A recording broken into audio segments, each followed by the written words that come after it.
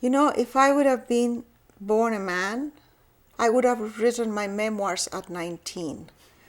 But I was born a woman in the 40s in a very conservative, Catholic, closed society where women were expected to be mothers of somebody and wives and have maybe some kind of menial work to help meets end at the end of the month. But you were not supposed to be successful in any field that was a man's field. And there were no role models for literature for female writers in Chile at the time. We had Gabriela Mistral, the Nobel Prize, but she looked like a man who wanted to be like her.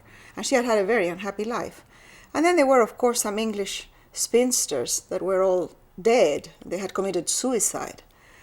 So there were no role models. I became a journalist, and I think that deep in my heart I wanted to be a writer, but I would have never dared say it. It would have been so arrogant, so presumptuous of me. And then when we had the military coup in Chile in 1973, we left the country, went to Venezuela, lived in exile for 13 years, and I could not find a job as a journalist. And I had all these stories stuck inside that somehow I needed to get rid of them. And with the excuse of my grandfather's death on January 8th, 1981, I started to write something that I didn't know what it was.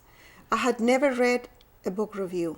I had no idea of the publishing world, no idea of how that books were studied in universities, nothing. I was just a reader, an avid reader. And I wrote The House of the Spirits at night in the kitchen in our apartment in Caracas. By the end of the year, I had 500 pages and I had no idea what it was.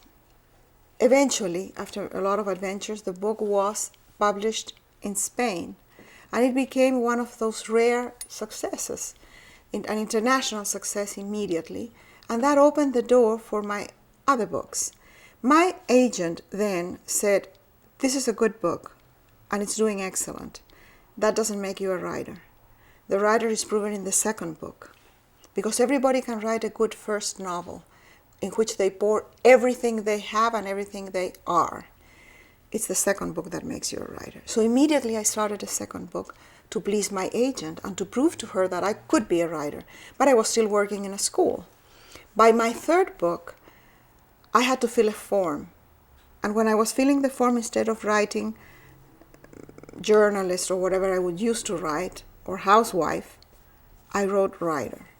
And when I wrote that in the form, I felt that my life had changed in that moment. By then I was 47 years old and